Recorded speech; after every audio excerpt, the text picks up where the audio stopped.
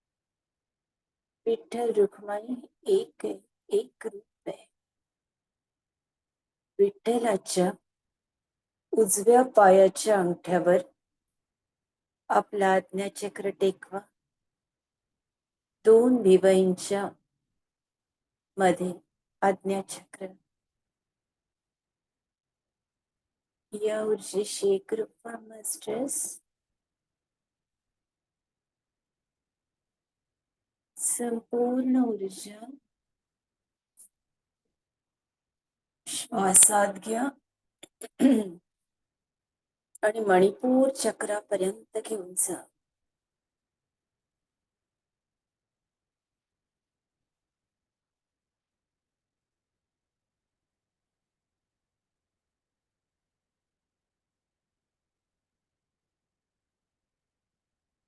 ब्रह्मरंध्रावर आपलं ब्रह्मरंध्र थोडं जडावलंय. साक्षात विठ्ठलाचा हात आहे. आशीर्वाद देणार. आपली माय, आपला बाप विठ्ठल आहे.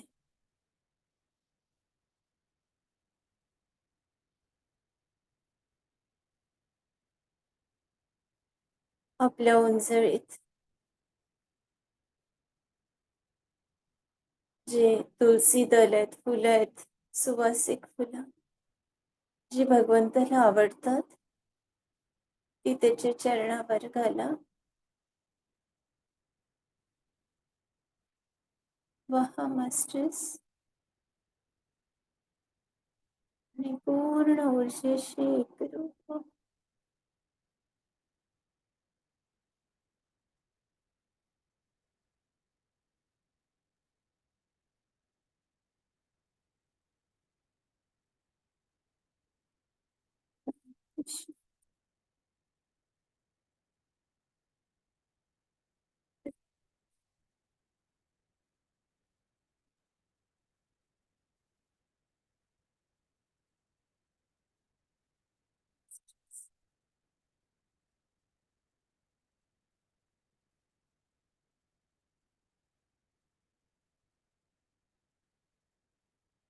ऊर्जा सेटल होते आपल्या हृदयात.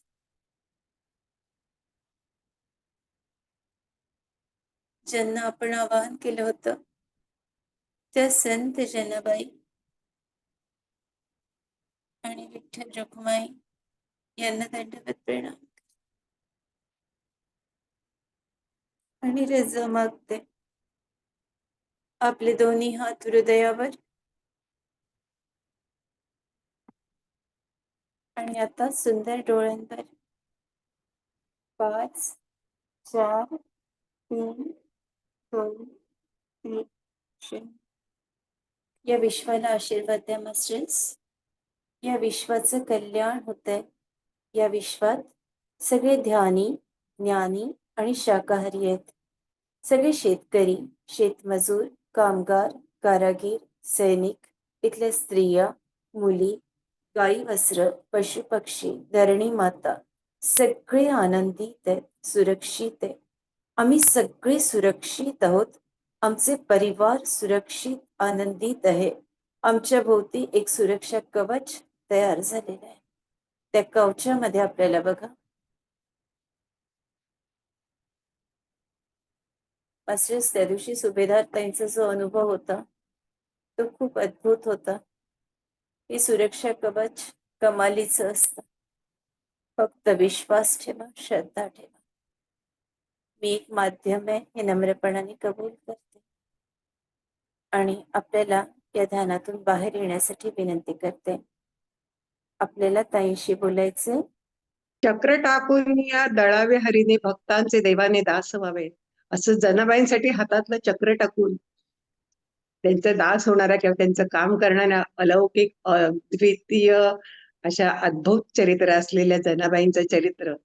ताई, तुम्ही पण तेवढ्याच अत्यंत अलौकिक भाषेत, अत्यंत म्हणजे अमृताहुनी गोड म्हणावे अशा तुम्ही वाणीने आमच्यापर्यंत आम्हाला सांगितलं. त्याबरोबर तुम्ही जे सुंदर तुमच्या अतिशय सुंदर आवाजात उत्तम गायन शैलीत म्हणजे तुमचा गाण्याचा त्यातला पूर्ण अभ्यास जाणवला, एवढं तुम्ही छान सांगून तुमच्या या व्याख्यानाला अक्षरशः 4 चांद लावले. खूप छान.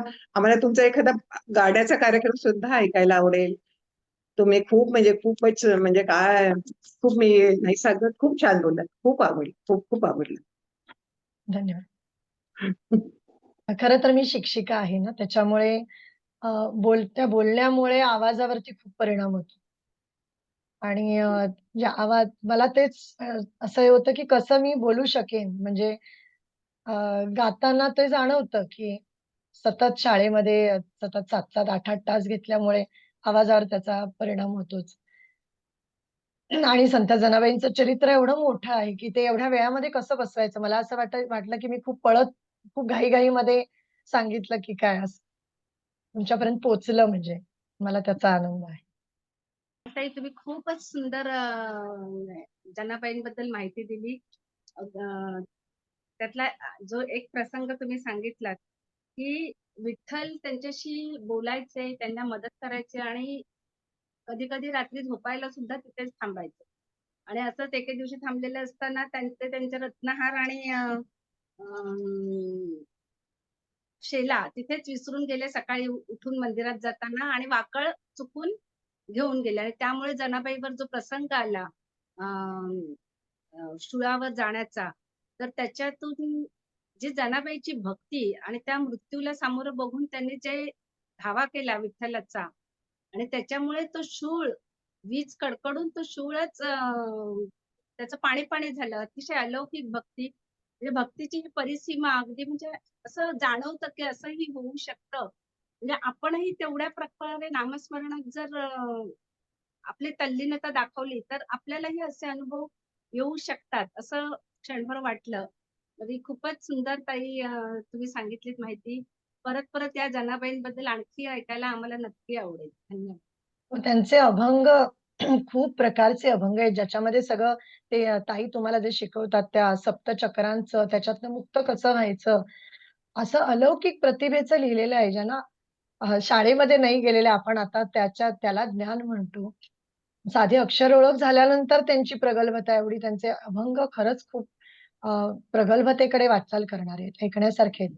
सप्तचक्रांवरती आहेत, संत ज्ञानेश्वरांवरती त्यांनी खूप लिहिलेलं आहे. त्यांच्या समोरच त्यांनी ते अभंग सादर करून दाखवले होते. आपण त्यातला एक अगदी कणभर ऐकलं असं म्हणायला हरकत नाही. आणि ती खरं तर विठ्ठलाने त्यांची घेतलेली परीक्षा होती. म्हणजे सगळ्या जनसमुदायासमोर तो साक्षीभाव, की मी प्रत्यक्ष तिच्या पाठीशी उभा आहे, हे पटवून दाखवण्यासाठी त्यांनी ही जी सुळाचं किंवा जे काही रत्नहार ते काही असेच विसरून गेलेले नसणार आहेत. ते जाणीवपूर्वक ते विठ्ठलाने घडवून आणलं होतं. समाजाला हजारो लोकांच्या साक्षीने ते घडलेलं आहे आणि ते खरं आहे. आपण महाराष्ट्रामध्ये अशी अनेक उदाहरणं आहेत, की संत तुकारामांचं सुद्धा उदाहरण आहे, की प्रत्यक्ष विठ्ठल शिवाजी महाराजां सगळीकडे शिवाजी, शिवाजी दिसू लागले किंवा ते विमान, पुष्पक विमान हे सगळ्या लोकांनी पाहिलेल्या गोष्टी आहेत. त्या म्हणजे दंतकथा नाहीये त्या.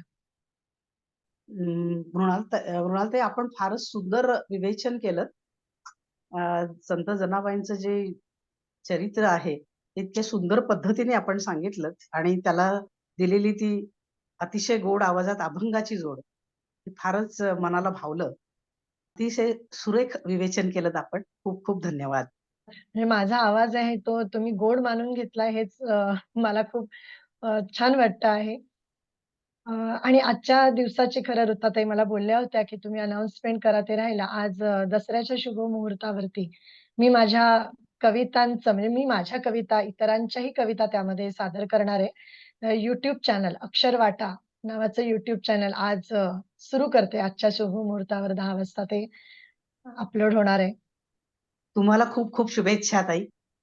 तुम्हा सर्वांचे आशीर्वाद असू देत. येस. त्या नक्कीच. मराठीला नक्की. अभिजात भाषेचा दर्जा मिळाला, तर मराठीचा सन्मान तिचं अक्षरधन जपूनच आपल्याला सर्वांना करायचं आहे. हे जे कार्य आहे, हे सुद्धा तिचं अक्षरधन जपणंच आहे. जे सगळं संत साहित्य आहे, त्याचा आपण आढावा घेतो आहोत. त्याचाच एक छोटासा खारीचा वाटा म्हणून हे YouTube चॅनल, की ज्याच्या मार्फत सगळ्यांपर्यंत पोहोचता येईल. म्हणजे कायम ऐकता येऊ शकतं कधीही कोणाला. त्याची आज सुरुवात करते आहे. खूपच सुरेख. म्हणजे ते अभंगानुसार विवेचन केल्यामुळं आम्हाला जास्त समजलं. धन्यवाद ताई, धन्यवाद. मृणालताई, तुमचं इतकं छान गोड गोड आवाजात जे अभंग तुम्ही सकाळीच गायले आज दसऱ्याच्या दिवशी ना, खूप सुंदर वाटलं. काही बरेच कानावर पडत असतात, पण संत जनाबाईचे इतके छान छान अभंग तुम्ही गाऊन दाखवले तुमच्या गोड मधुर वाणीतून. खूप सुंदर. आज दसऱ्याचा आम्हाला सकाळीच ह्या म्हणजे सोनच आम्हाला मिळालेलं आहे आणि ते आम्हाला आज दिवसभर ऊर्जा देऊन गेलं. खूप सुंदर, खूप सुंदर. तुम्ही दिसतात पण खूप सुंदर. आणि तुम्ही आज जे देवीसारखं नटून आमच्या समोर बसलात ना, खूप खूप खूप छान. म्हणजे धन्य- अप्रतिमच म्हणावं लागेल. धन्यवाद. माझाही दसरा आज खूप वेगळा, खूप छान ऊर्जा देऊन गेलेला आहे मला सुद्धा.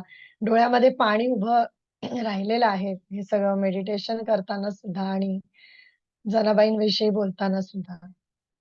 त्याच्यातच सगळं आलं. नमस्कार. खूप छान झालं जनाबाईंचे अभंग आज दसऱ्याच्या दिवशी खूप सुंदर त्याने निरूपण केलं. छानच. खूप बरं वाटलं ऐकून, आनंद आला.